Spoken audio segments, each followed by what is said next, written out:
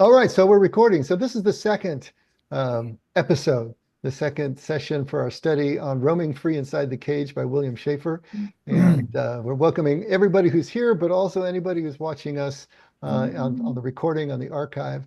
And if you are watching by archive and you would like to maybe join us live, just look in the comments section and all the information you'll need is right there. Um, we're going to be starting tonight with the introduction. So we went through a selected little piece of the preface last week, and that that took us a good way along the road. What we're trying to do is build a foundation, both in the Enneagram and Taoism, just enough for us to be able to move forward. And his method and his madness is he's not going to give us everything up front. So the way he puts it is that it's kind of a spiral structure so that he'll be giving us more and be returning to subjects and giving greater detail.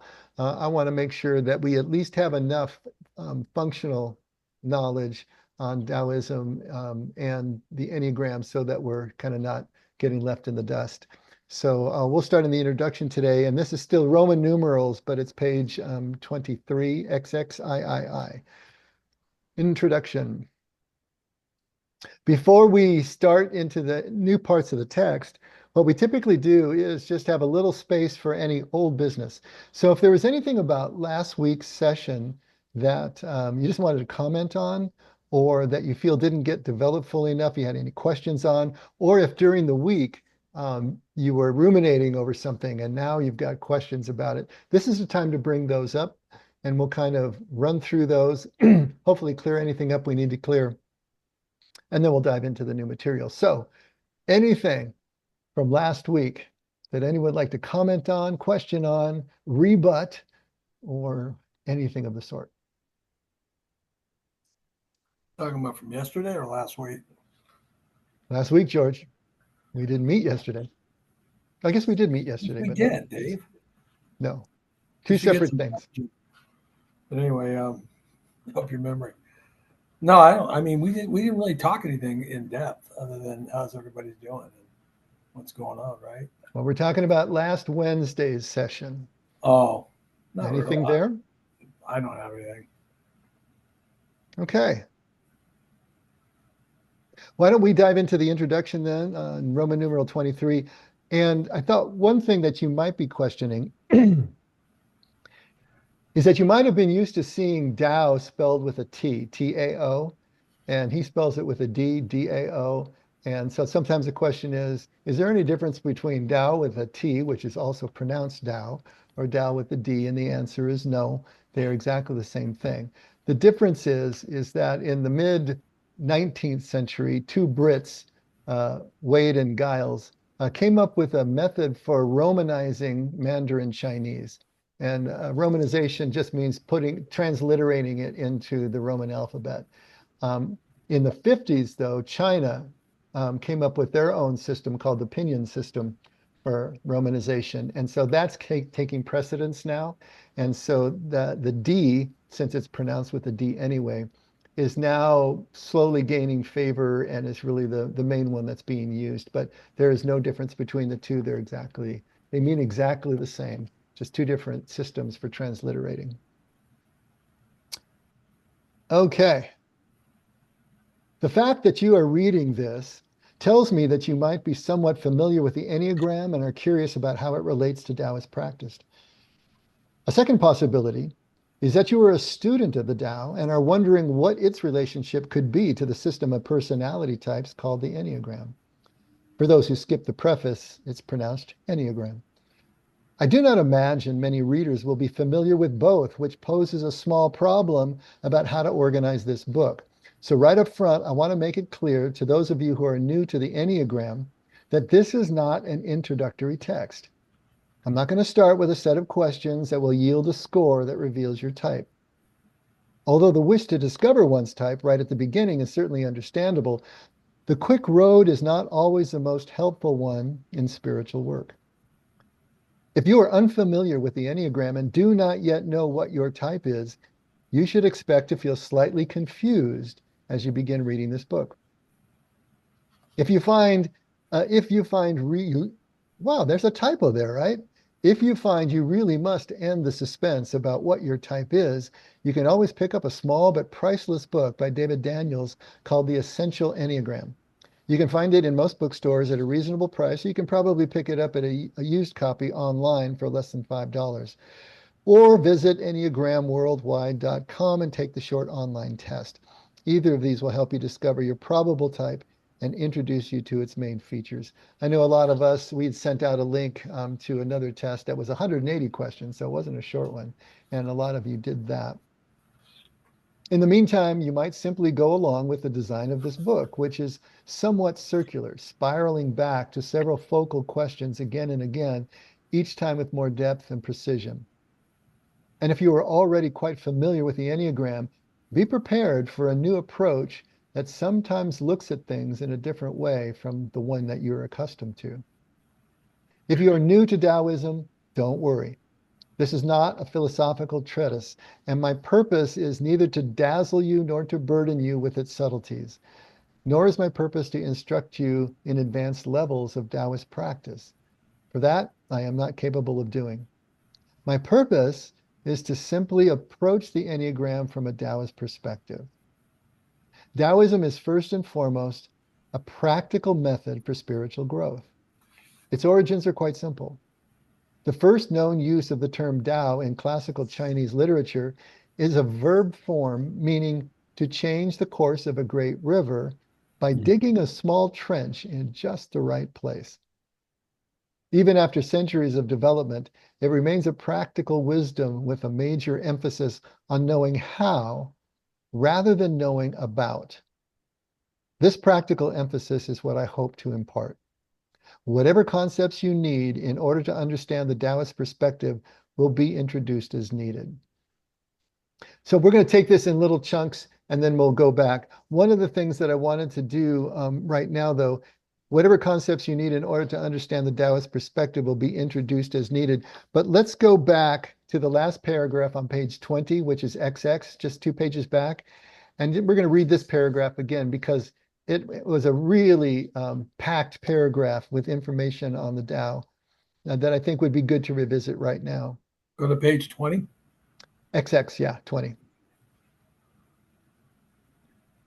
So in that last paragraph, the Taoist phrase for this process is the transformation of things. The kind of transformation they are talking about is not a makeover of the physical world. For the Taoists, objects and events have little objective meaning in the first place. And this is a real important point to just kind of underline there and start to get in your head. A situation's meaning is determined mainly by the observer's relationship to it. Thus, a situation's meaning can change as one shifts how one relates to it. This shift makes it possible to spontaneously find the adaptive path in any given situation without effort or coercion. And so the adaptive path is the one that allows you to make adjustment to changes as they are happening in real time, to be able to strategize the way that you make decisions and changes. So to be fully, really aware and conscious within your circumstances. So he's saying that the shift in our perspective to a circumstance or a situation makes it possible for us to find that adaptive path without effort and without coercion. Chuang Tzu, a Taoist sage from the 4th century BCE, poetically called living like this wandering at ease in the cage. His phrase suggested the title of this book. The cage can be just about anything. The country you live in, a terrible boss, your marriage, the state of your health or wealth, your personality, your body, or your mind. So any circumstance within which you find yourself, that can be your cage. Taoism doesn't have much interest in leaving any part of the present world behind. It does not seek the absolute in some nirvana or heaven. It simply wants to learn how to live freely in the world at hand. Nor does it care much for understanding absolute truths, of which it remains consistently and thoroughly suspicious. It doesn't want to know about, but to know how. In this book, I want to bring Taoism's pragmatism to the Enneagram. I don't want to just tell you what your type is, but how to grow spiritually within its parameters. And if you think, and this is something that we've talked about quite a bit in here, Jesus teaches exactly the same way. And one of the reasons that I've been interested in Taoism is because, to me, of the world's traditions, Taoism parallels Jesus' teaching and ministry and understanding the most closely if we're looking at Jesus from a first century Aramaic point of view. And so the parallels are constant. Jesus teaches exactly the same way. You don't get any highfalutin theology from Jesus. What you get is a practical step, concrete roadmap for living life, which he calls the way, urha in Aramaic. And he says, I am the way, the truth, and the life. And no one comes to the Father but through this way of living, which we're going to find is very similar to the Chinese Tao, which also means way in the same way that Jesus means way. And so we have all these parallels, but Jesus isn't interested in the abstract. He isn't interested in understanding theoretical theology. He's trying to give us the absolute how, concretely. How do you do it? When I first started working in addiction and rehab and recovery, I found that the needs of the recovering addict or alcoholic matched perfectly with the way that Jesus taught, because he was giving concrete ways of moving forward, the next indicated step and the one after that. And so it worked really well, because you can't get all cerebral with addicts and alcoholics when what they need is the next concrete step. But it turns out we all do. Everybody needs the next concrete step. We spend far too much time in our heads. We spend far too much time considering things that really don't one-to-one correspond to the next indicated step. And so this practical approach is so very important. And so this is Jesus showing us this practical way of living that he calls kingdom, but it's really the same as Tao. We're going to find out that Tao is the same as Logos. So Logos and Tao and kingdom are all sharing a lot of the same sort of idea, and that's going to get fleshed out more as we go. But I thought going back to that paragraph might help us as we go back now to page 24, XXIV. And actually, what we can do is go back a couple of paragraphs and break a few things down. But before we do that, any thoughts on what you just heard in these few paragraphs?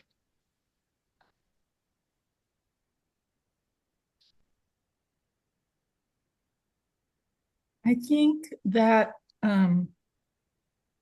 looking into that adaptive path is really what so much of therapy and psychology is all about.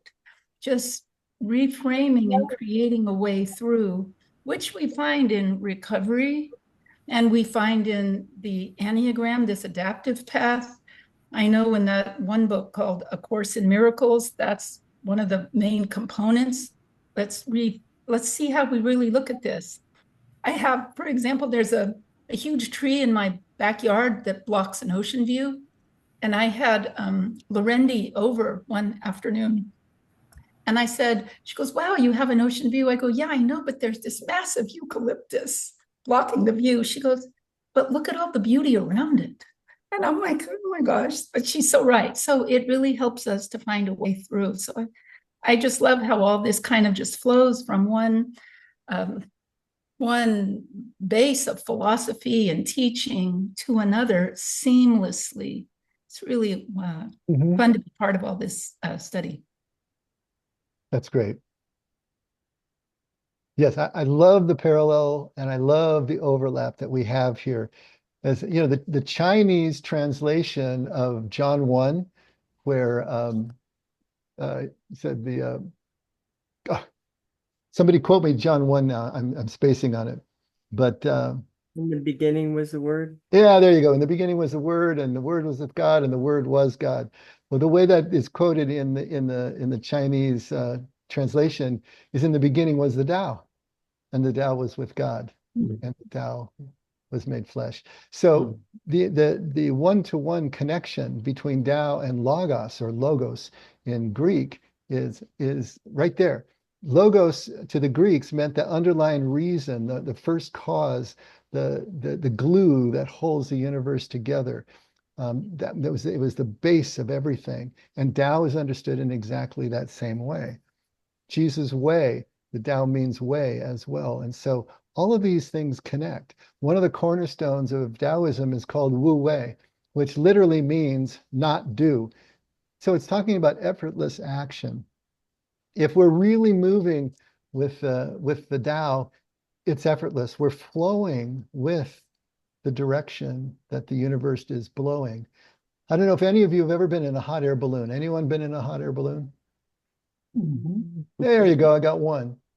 I've only been once, but the first time I went, I remember thinking, it's going to be really windy up there, you know? But you get in a hot air balloon and it is absolutely still as if you're sitting in your living room. And that just blew me away until I realized this thing is being blown about by the wind. Same direction, same velocity as the wind. The air is completely still in the gondola. That's what Wu Wei is kind of like. If we're moving in the direction of the universe and the flow of the spirit, then there's no wind. It's when we are trying to work against it, we're trying to enforce our own will, we're trying to impose control, that we've got the gale force blowing in our face. And so this idea of Wu Wei is to flow with, to understand what that Tao is, what that logos is, so that we know how to flow with it and not be trying to fight against it. And Jesus says the exact same thing when he says, seek first the kingdom and all else will be added. It's the same idea. Seek first the Tao, seek first this way, and then everything is going to flow out of that. Real important to see how these concepts all fit together. We don't really need to go back to the rest of the introduction. It was mostly housekeeping in there, and he's kind of letting us know what we're up for and in for. So let's go ahead and continue on unless there's any other comments about what we just read. Okay. Now, even though this is not a beginning text, every book has to begin somewhere. So we're going to begin by asking, what is the Enneagram? A system that describes 9 personality types. A good system. I've been practicing clinical psychology for nearly 40 years. I've not seen a better one. Here's where it gets interesting.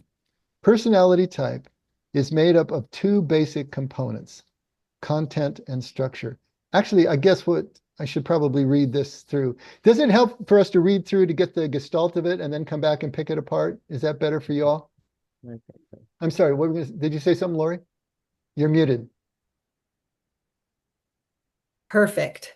So yeah, I'm a little lost where we are right now, where you're reading. We're back on page 24 in Roman numerals. Thank you. XXIV, and Okay. it's the last complete paragraph. And I'm I with forgot ya. that we hadn't read this section yet. So typically what we've been doing is kind of reading ahead so that you kind of get the flow and then go back and pick it apart. Is that better than trying to pick it apart as we go, or anyone have any preference? You mean you read the whole introduction through and then pick it Not the apart? whole introduction, just the next page or so. When we used to just do it line by line, people would kind of get lost in the weeds because they didn't have a sense of the flow of it. So let me go ahead and read a few paragraphs and then we'll come back. So let me start again. Even though this is not a beginning text, every book has to begin somewhere. So let's begin by asking, what is the Enneagram? At its most basic level, it is a system that describes 9 personality types. It is a good system. I have been practicing clinical psychology for nearly 40 years and have not seen a better one. Personality type is made up of 2 basic components, content and structure. Content refers to the unique traits of personality that can be described. For example, we can say a certain personality is tense or relaxed, optimistic, pessimistic, or action-oriented or thinking-oriented. All of these descriptors refer to content. And the Enneagram does a wonderfully complete job of filling in the content for each of the 9 types. The second component of personality has to do with structure. Structure is what makes the content show up the way it does. For example, each personality has its own way of paying attention to what happens. This structural feature greatly determines what contents end up in the final description of the personality. If someone habitually pays attention to the negative aspect of events, his or her focus will be on threats, problems, and worries, and we would end up describing the personality as pessimistic. If someone habitually pays attention to the positive aspects of events, they will find support, possibilities for success, and things about which to be enthusiastic, which will lead us to describe them as optimistic. In both cases, the person's manner of paying attention has an impact upon the characteristics of their personality. Okay, is that making sense? Yes. Oh, yeah. All right. What I wanted to do is just give you a little bit more on that. So I'm going to share my screen. Because this is, I think, is going to be real important, especially as it relates to the Enneagram, to get the difference between the content and the structure. So the way he puts it, content refers to the unique traits of personality that can be described. That means we can actually think about them and we can put them into words. All right, we can describe them. So that's something that's going to be cognitive. It's something that's going to be objective. And then our structure is what makes the content show up the way it does. Now, I've been talking for years about God's will being not a what, but a how, right? God doesn't tell us what to do. He doesn't care what we do. He cares how we do what we do. This is kind of a similar sort of thing. So if you look at this piece over here, in the study of personality, the concepts of content and structure refer to two distinct but intertwined aspects. Content of personality, what people believe about themselves. This includes self-concept, beliefs, memories, emotions, and specific personality traits, such as being extroverted or conscientious. The components of a person. It is a collection of specific details and information within a person's mind, such as past experiences, social roles, and attributes. But remember, that's what's in your mind. You can think about these. You can actually give voice to them, right? Examples, I'm good at math. I like to spend time alone. I'm a kind person, are examples of personality content. Now, structure of personality, how personality is organized. This refers to the underlying frameworks and patterns that guide thoughts, feelings, and behavior. So they guide thoughts, feelings, and behavior, but it's an underlying framework. And he's going to make the huge point here that structure is almost always and all unconscious, whereas content is mostly conscious, although it does have some unconscious features. The processes that create meaning and actions. Structure dictates how individual experiences are integrated and organized within the larger system of personality, influencing how situations are interpreted and how events are responded to. So the structure is what determines why two people can sit in the same room having the same shared experience and have two completely different ways of describing it contextually, right? Because they have different structures in their personality. They're seeing things in a different way. In essence, content is like the specific furniture, books, and decorations within a house. Structure is the blueprint, the foundation, walls, and rooms that hold the house together. And content is the what. The structure is the how, or the process, or the way of perceiving that helps define the what. Both content and structure are essential for understanding personality. While content provides the specific details of who people are, structure provides the framework that organizes those details and influences how people experience and interact with the world. Okay, now, questions? Do we get these sheets of paper for one thing? Yeah, that's what all is going to come tomorrow in the email. Awesome. Thank you. Yeah. Dave, how would you describe how this integrates with the ego? And that kind of- You know, it absolutely does. Let me stop the share so we can see each other again. Often, you know, when I'm working with someone, or I've done this actually from the pulpit, I'll say, "Who are you?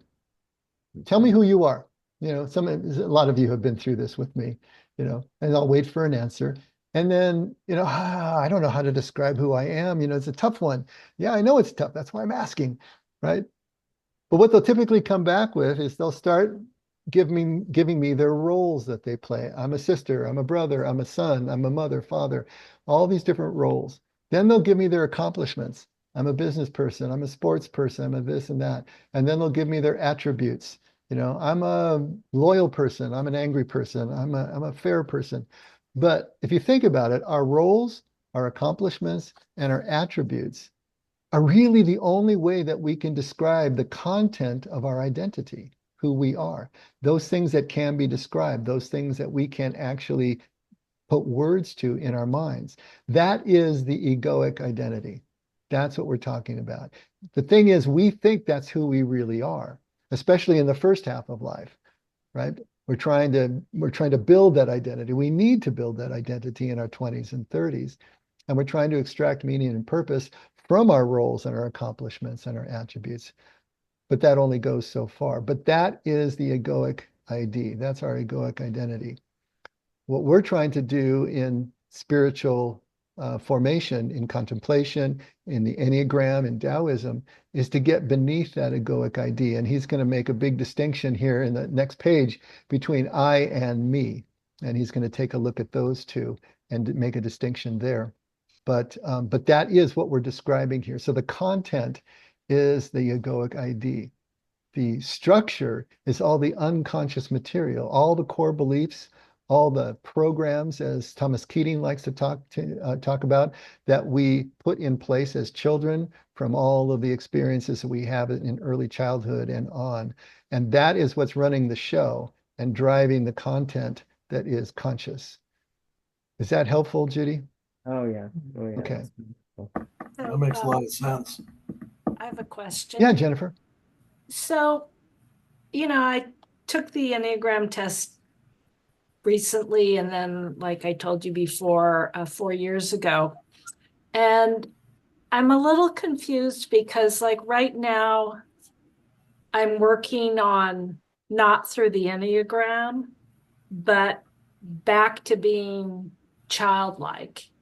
And when I thought about myself as a child, the description of me and how I saw the world, I used the words open, energized, adventurous, optimistic, excited, and spontaneous. I don't believe I'm really any of those now as an adult. Okay. And I am trying to get back to that person, that how I saw the world as a child. Mhm. And I'm a little confused because if I'm none of those things, then, and it really doesn't indicate in the Enneagram that I'm any of those things, but yet that's what I feel that I am looking for. I'm just a little not an expert in Enneagrams, not a psychologist or anything, but I just am kind of a little questioning of how I'm going to use the Enneagram to get there. If I was once there, I'm not really sure I even have the right question. Mm-hmm. I think I'm getting the thrust of your question. Did anyone want to jump in there so it's not just the Dave show here? Yeah. I have a comment about the descriptions you said, Jennifer. Wait, we're sticking with Jennifer right now. Jennifer's question. Right, Okay, go ahead. right. But I'm saying to the description Jennifer said about being the child open and adventurous and those other things you said. But were we not all like that? It's only as the years we grew up and we had trauma and fears, then we become protective of ourselves. But that's how we had been as children. And to that comment, so Jennifer, you describe an innocence before any initial woundings. And the initial woundings is where we then begin to put that, where that the structure brings protective content, which is basically our ego protecting us from future hurts or shocks that we experience as young children. And in essence, I'm sure Dave is going to get back to this as we go, but we return to the place where we were from. Everything is that big circle. And the more we learn about that child, the more you learn about that child you were, the more we study the Enneagram. And what came naturally to cope with your woundings is how your ego has, in essence, protected you from deeper. And I'm just saying this, I don't know you at all. And if I'm wrong, please, I'm not meaning to hurt anybody's feelings, but it protects you from any future hurt. So who we end up projecting to the world is a very defended persona. And the best efforts and the most internalized efforts of the Enneagram help us recognize these faulty coping mechanisms that were very protective, and they served a purpose in this first half of life. But when communication and connection and existential issues become the core upon which we really need to keep moving forward, using these tools, we come out from hiding and we're able to put them away and experience that fullness of happiness and freedom and joy. Does that help? Yeah, I like what Ellen said. Or weren't we all that way? And what you're saying, that makes a lot of sense, because, I mean, that's what I'd like to get back to, because I feel like I am, like you said, putting up this shield of things that stand in my own way. Mm-hmm. May I say something, Dave? Absolutely. Jennifer, when you were sharing, I spent several years in a program called ACA, Adult Children, and it goes right along with what Nina said and with what Ellen said, and that there is an adult child. This is just my belief, and I believe it's ACA's belief, that adult child that felt everything that you felt still is inside of me. And what ACA believes is that child kind of needs to be rescued.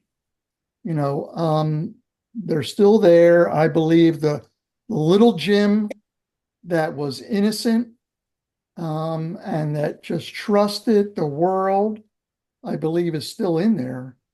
And I think that goes right along with the first half of life, second half of life. That Jim that I relate to and what you said was the Jim of first half of life. Exactly before the trauma started, before the hurt started, before the ego said, I need to protect myself and not trust anyone, so it almost sounds like the second half of life needs to be, the whole concept, I think, needs to be recognized. I said something, Nina and I spent time together on Friday, and I said something about the ego. I was kind of defending the ego. And what she said to me was that, that's really first half of life. And do I really need that ego in the second half of life?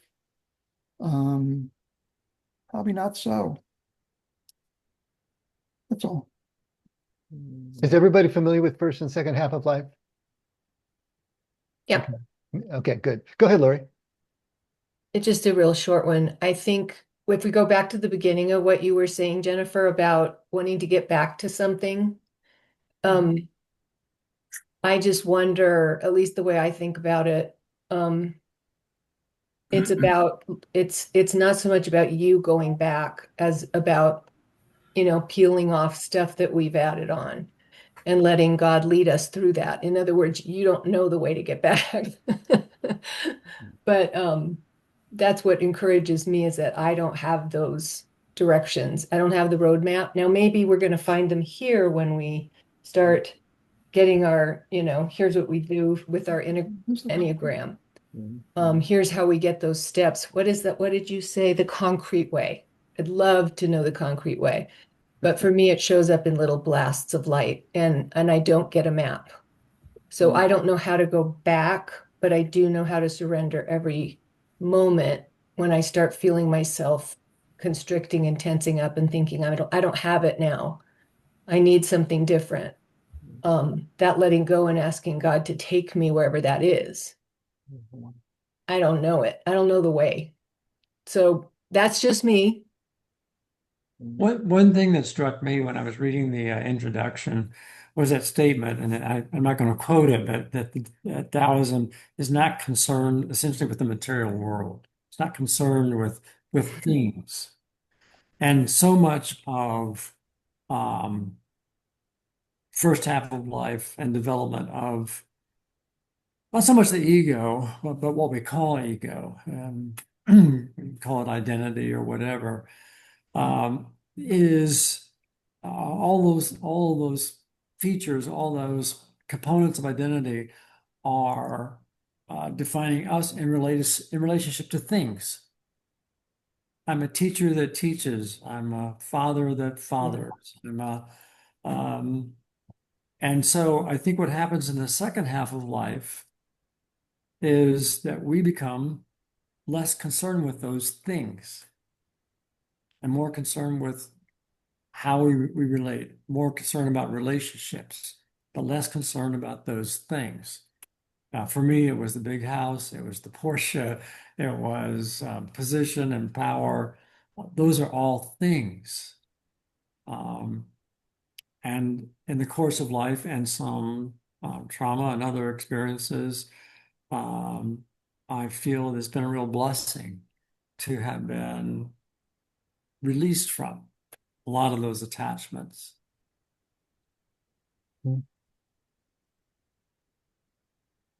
Jennifer, thanks so much for asking the question, because you can see what this is in general. It's that we're getting a lot clearer about what the heck is going on here.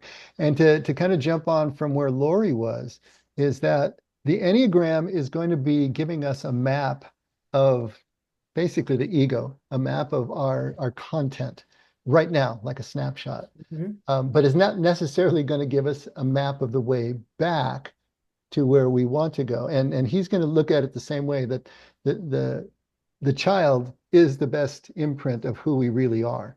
And we have just covered it over with all of this stuff starting in childhood. And so if you get back to Wu Wei, effortless doing, we get back to that Taoist principle of seeking the kingdom first and all of that, of flowing with the spirit, then we're not going to be, and one of the bugaboos for me that is probably, like pop religion or cultural religion, it's all about ascension. It's all about building up. It's all about, self-development. And that's the exact opposite of what Jesus is telling us. He is always telling us, if you want to find your life, you have to lose it. It's going to be the same thing in Taoism. It's going to be a descent that actually gets us where we want to go. Or as Meister Eckhart said, that the spiritual life is much more about subtraction than it is about addition. And so as we go through life, taking the next concrete step that may not seem to have anything to do with getting back to our inner child, but as we take those steps, as we continue to move this way with intention, just the natural friction along the way is going to be abrading and taking off the things that have been accrued on top of who we really are. And so it's taking the path, but losing ourselves. One of the problems we have is we put so much focus on ourselves that we never get to experience what it means to be selfless. We never get to experience the true kind of mystical encounter of contemplation, because we're so focused on where we think we need to be and what we need to be doing. What we want to do is go the exact opposite way. It's not a leaning forward and trying to grab something and add it to us to make us whole. It's a pushing back and letting go, where we can fall upward, as Richard Rohr likes to say, and re-find who we are in the deepest places. So it's a very different feel to the nature of it as we go forward. And hopefully between the Enneagram, Jesus teaching, and Taoist practice, we can start to see how that works, in a content related way, in a cognitive way that'll help us to just get into the how of it all and to start releasing our grip rather than trying to focus more on it. And I don't know if that just muddied the waters, but this was one of the hardest things for me to try to get my head wrapped around, because I wanted to do this in the old Western way. I just wanted to study the hell out of it, make it mine, and jam it into place. And from a spiritual perspective, you are just barking way up the wrong tree. I just add maybe one more thing. It goes back to a lot of the shares already with Jennifer. I want to just affirm the question you asked, because I think it is kind of at the heart of the matter of where we begin. For me, I do believe the picture you gave to us of your young Jennifer was beautiful. And for me, what I have come to believe is that that's how God created us to be. That free, that vulnerable, that open, expressive child.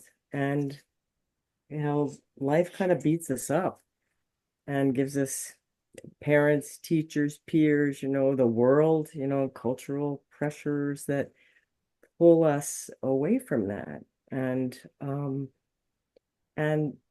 the word I would use that I'm finding that makes me so curious about reading more of this book is that it actually relates to the Enneagram in a way that can break us free, literally, and roam into all of the profiles on the Enneagram and find those good parts, three of which is our triangle, and that is fascinating to draw from, learning about ourselves from both our strengths that involve oftentimes some of the little girl qualities in us, and also the skills and abilities we have, and sometimes those strengths that we have,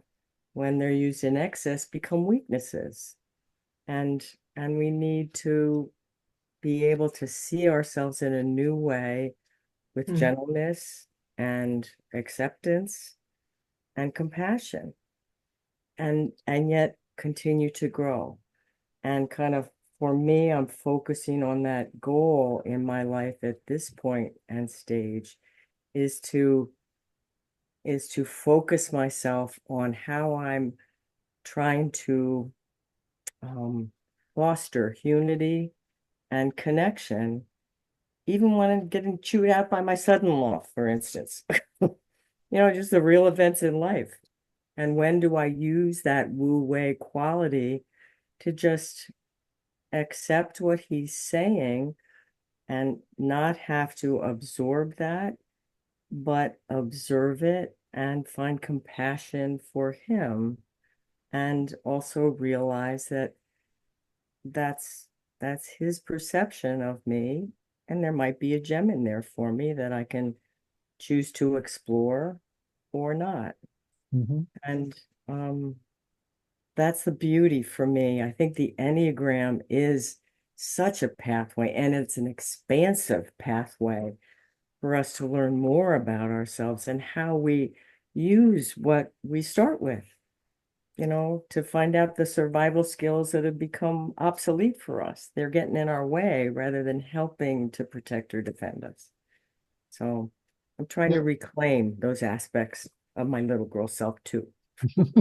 That's great. Who knew that spirituality was so psychological, right? Yeah. But I believe Jesus was the greatest psychologist ever of all time. I mean, everything he says is so spot on as we learn more and more about how our minds actually work. It's amazing how it all lines up. And so in here, especially here on these calls, all we have to work with are words and concepts. And so we're going to be trying to get our head around concepts here. And it's going to be kind of mind numbing at times. But as we put this into practice, if we don't allow ourselves to simply get lost in the process, stop thinking it through and allow yourself to flow with the process, then we're never going to be able to get back to that child, because that child was all flow, right? When we were that innocent, the child was all flow, no cognition. They weren't thinking, we weren't thinking abstractly. We were flowing with it, enjoying it. That's what we want to start practicing. You know, the means we use must match the ends that we seek, because the means we use are always going to produce ends that are like the means. You won't get figs from thorn bushes, Jesus says. And so we need to start practicing what the child attributes that we want to come back to as a representation of who we really are in that flow. And so at a certain point, that's why I'm saying the more we're thinking about self-development, the further we're getting away from where we really want to go. It's very paradoxical, and we have to let the paradox stand. If we try to resolve it, we're killing ourselves from trying to reach that child, reach that kingdom, reach that Tao. I think we got time for another paragraph or two. Let's see. Another major difference between content and structure is that we are more easily aware of content. The more or less we know whether or not we feel threatened or supported. I'm not sure I read that very well. We more or less know whether or not we feel threatened or supported. So let me try that again.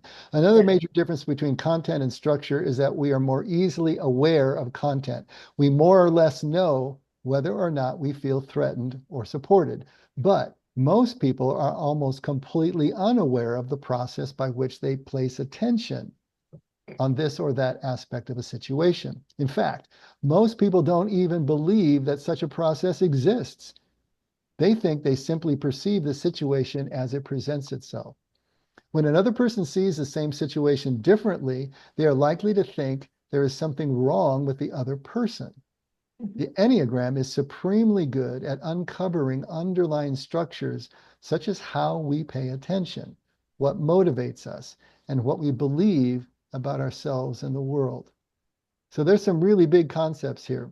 So that first line, another major difference between content and structure is that we're more easily aware of content. In other words, it's conscious. That's the part that can be described. We said that.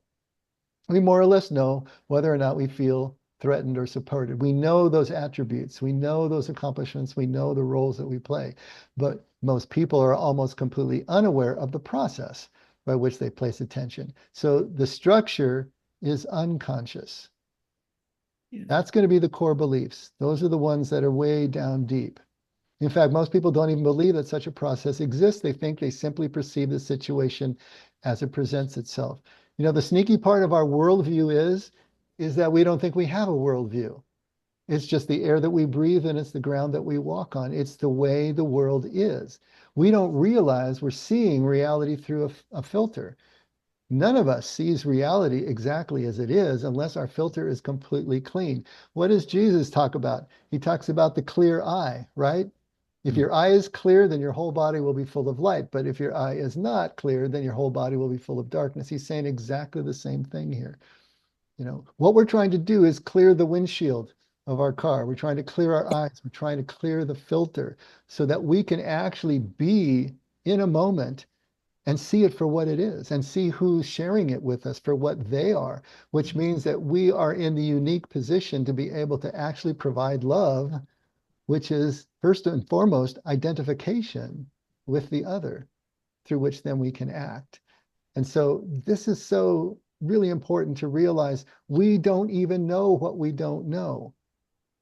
These features, these core beliefs, these programs have been instilled in us from earliest childhood, and we don't even realize that they're running and coloring all of our thought and behavior processes.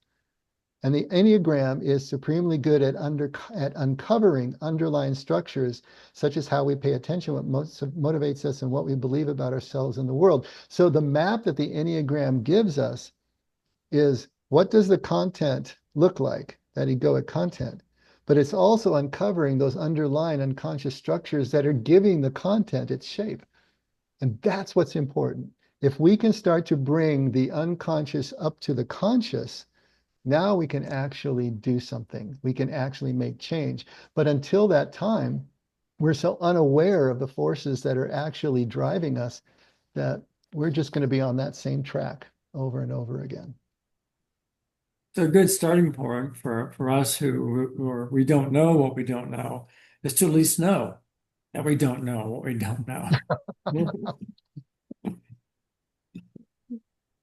To know that there's something we don't know.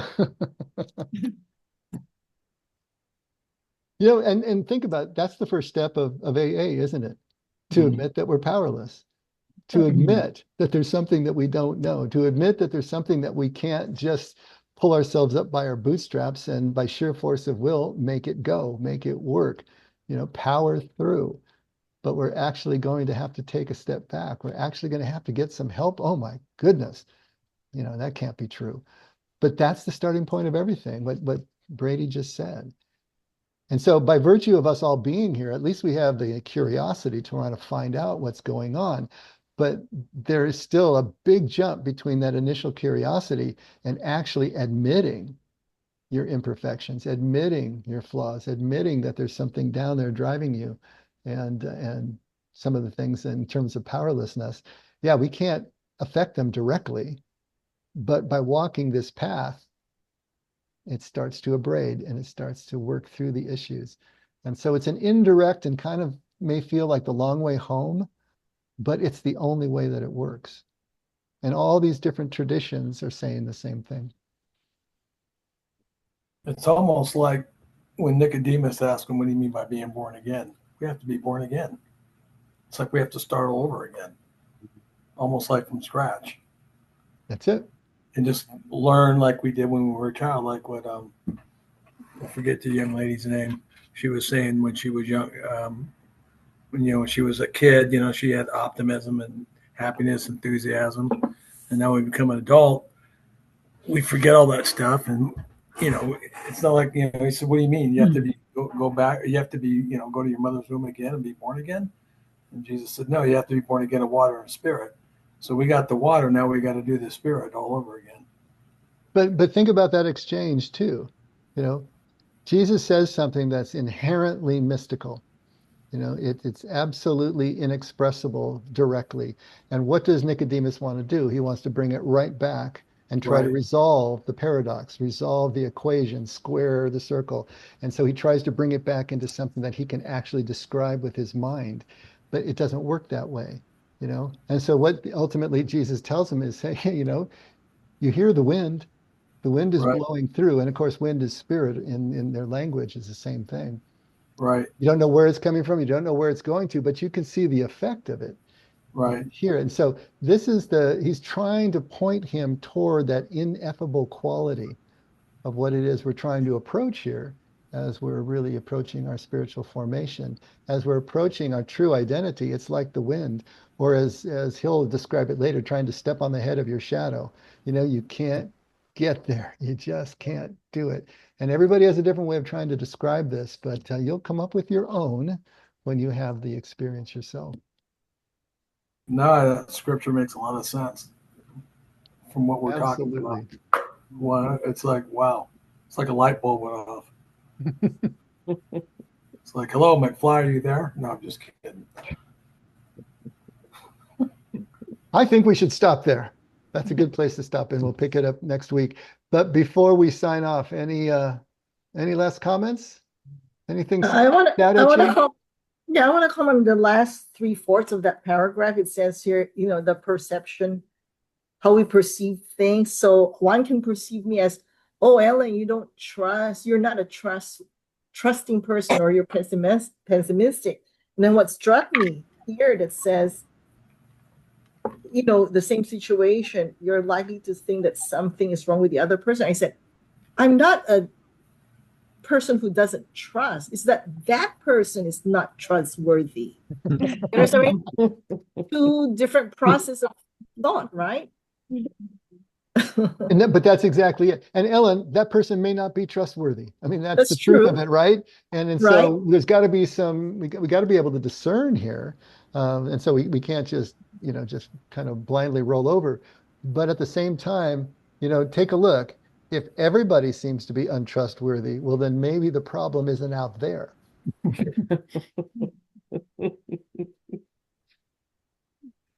But that's the thing that we will assume that the problem is out there in order to absolve ourselves from having to dig deep down into the dirt, because nobody wants to do that. It's icky down there. But that's what this is all about. Are you willing to dig in the dirt? Are you willing to go through what you need to go through to get out to the other side? Because it's the only way. And in the end, it's beautiful. But getting through it can be difficult. The hallway. Yeah. All right. Okay. Well, we're 1:45. Oh, Andrew's back. Hello, Andrew. Are you still in the airport, buddy? Yeah, I've been here the whole time. I just turned off audio and video to save the battery. I saw that. Well, it's good to see you. And Danielle, are you still there? Yep. Okay. You want to say the closing prayer for us, dear? You're becoming the official closer. Oh, I didn't check ChatGPT. No, I can pray without ChatGPT. Oh, God, we thank you for your presence. We thank you for connection. We ask that you just envelop us and make us more aware of your love as we face the days ahead. Thank you is our prayer. Amen. Thanks, Danielle. Okay. So next Wednesday, same bat time, same bat channel. We'll pick up where we left off. I'll get you your emails tomorrow as early as I can in the morning. Andrew, we're going to see you Sunday. So travel safely, and hopefully we'll see a lot of you Sunday. That would be very nice. That would be great. Good night. Bye, Judy. Bye, Jan. Bye-bye. Bye-bye. Bye. Bye, Bye, everybody. Bye, Lindy. Yeah. Bye, sister. Good night. Oh, smiling faces. All right. Jordana, good night, dear. All right. See you Sunday. See you Sunday, sweetie. Bye-bye. Bye.